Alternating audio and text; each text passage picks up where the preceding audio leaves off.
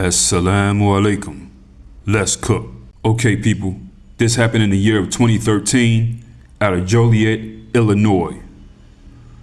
Now, since our people, especially the youth, are suffering from trauma-based amnesia due to social media and other things, let's just say this happened last week, okay?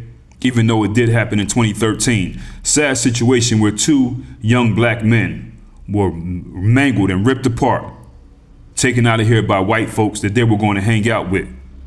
These young black men right here pretty much just handed these white people their noose. They were lured in, willingly walked right into this house, told that they were going to get some white nookie, use drugs. Very dangerous scenarios, actually two dangerous scenarios here. Now these young black men are Eric Glover and Terrence Rankins, both age 22. Condolences to their families. They were lured into this house by a white American woman by the name of Bethany McGee. Now, Bethany McGee said that she knew both of them and she lured them over to the house by enticing them with sexual favors. Basically, come over here and do this and I'm gonna do this.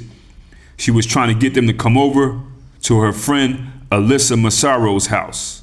And you can see this girl has that Boo Bear look, you know. Bethany McGee said that their initial goal was to get Terrence and Eric over to the house so that they can rob them. They figured that these two young black men had $100, so they wanted to rob them so they can get this $100 so they can get drugs and cigarettes. So Eric Glover and Terrence Rankins, they go over the house. They get there to the house. There's also two white American men over there, Joshua Minor and Adam Landerman. Now this guy, Adam Landerman, he's the son of a local police sergeant. Joshua Minor is also there, and this Alyssa Massaro was also there as well. But the girl that seen him outside, she walked them over there. She lured them over there, okay? So now there are two white guys, two white girls, and two young black men in this house, in Alyssa Massaro's house. They're in the house, they start smoking, they're drinking and doing drugs or whatever. So after they finished doing drugs, the white people said, hey, I got a better idea. What's that? Let's kill those two black guys. We rob them and we kill them. So the white men proceed to strangle both of these young black men in this house. While they're doing this, the girls aren't in the room. The girls are in another room, but they said they can hear noises. They said that they heard one of the black men say, why are you doing this to me? Obviously, these young black men were high and under the influence, didn't have control of themselves from whatever drugs they were on. And this is how these men were able to subdue them. So they killed the two black men, killed both of them. After killing them, Adam Landerman jumped on their backs and surfed on their dead bodies, you know, trying to do some cool stuff so he can brag about, hey, I even surfed on their bodies. So now the girls come back in the room and they have another idea. The one named Alyssa Massaro, she always had a necrophilia fetish. She always wanted to have sex with dead people. So Joshua Minor, he's her boyfriend. So he wants to satisfy his white girlfriend, something that she always wanted to do. So he brings this idea to her. He says, you can finally do that now. So Joshua Minor piled the bodies of Eric Glover and Terrence Rankins together, placed a beige sheet across them. So him and his girlfriend, Alyssa Massaro, could lie on top of them in the house. He said he had to do it because Alyssa Massaro told him that she wanted to have sex with a dead guy. So he wanted to fulfill her fantasy. And the rest, people, it don't even matter what they did. I mean, these three, all of them were involved, by the way. Alyssa Massaro and Adam Landerman, they got on top of these two black men's bodies that they just killed. And some of the descriptions and what happened with these black men's bodies, it gets a little too graphic. We don't even have to get into all that. One of the white men named Joshua Minor said that the bodies of the black men were making zombie noises, okay?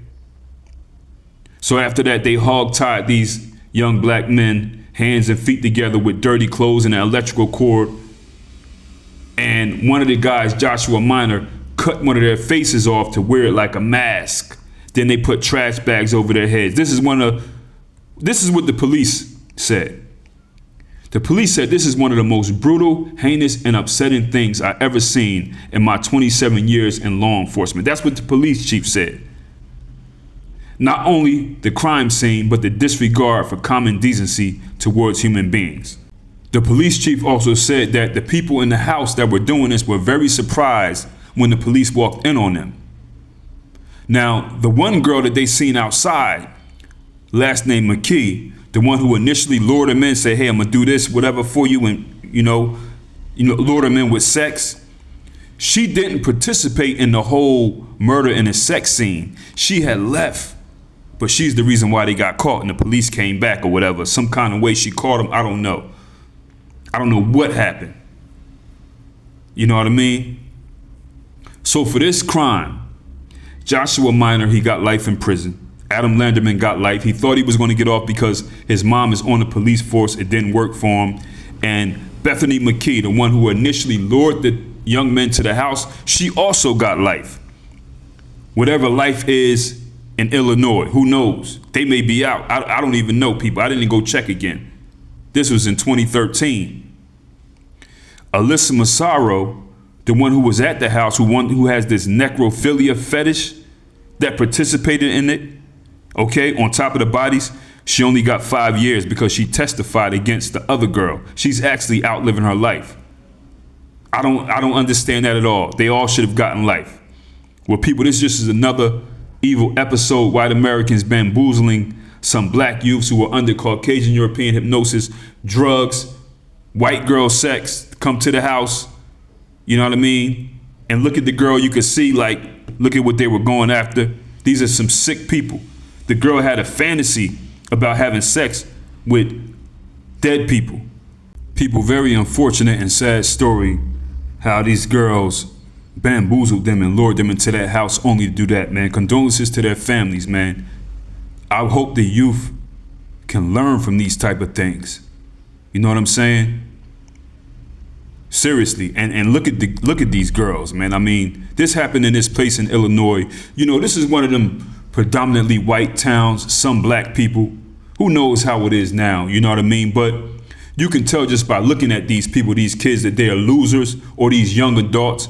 If you notice in these type of towns, and you see these towns anywhere, it could be Illinois, it could be the East Coast, West Coast, the South, these type of Midwest, definitely, other states. But when you see these type of towns, you know what I mean, where you have all this interracial trauma bonding going on. You got these loser black kids with these loser white kids, and it's always about drugs and cigarettes and sex involved.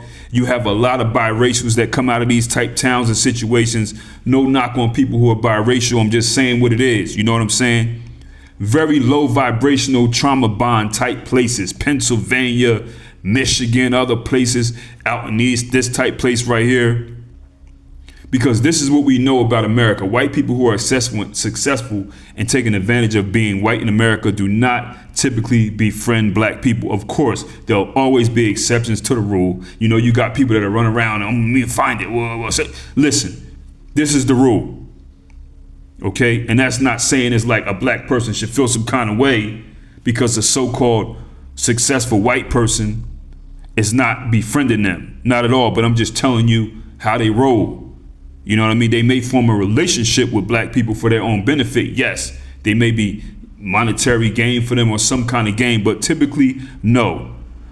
You're going to see these type of relationships between white and black youth in these little raggedy, nasty towns like this right here. That's it. It'll be grounded in them doing it and whatever and using drugs and all kind of stuff. You know what I'm saying?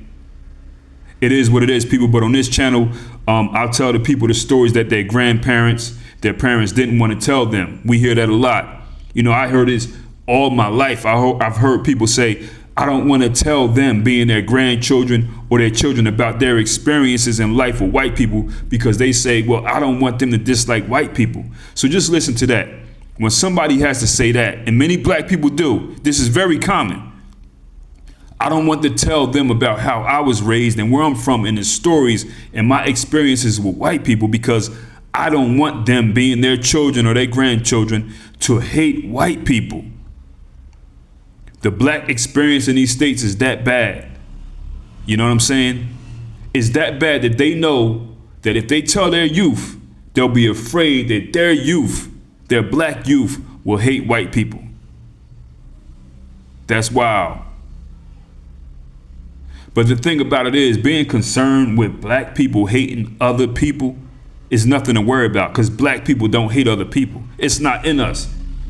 Even when we wish we could be more like them to even the playing score or to level up for whatever, vigilante justice, whatever, we don't have that in us. You know what I'm saying? We don't have that in us. We will retaliate and respond to things or whatever, yeah, but we don't have that hate in us, so it's not going to happen anyway. We don't got that. We don't have hate in our hearts. But it's about telling the truth and being aware and proactive and not being reactive. It's about telling the history and your experiences regardless of how you feel. Because I think that if more grandparents or great grandparents or parents told their black youth about their experience alone and were straight honest with them, I don't think there would be as many situations like this right here, where you have black kids, black youth, young black people just walking around blind. Oh, I didn't know that happened to y'all. You know what I'm saying? Anyway, people, easy.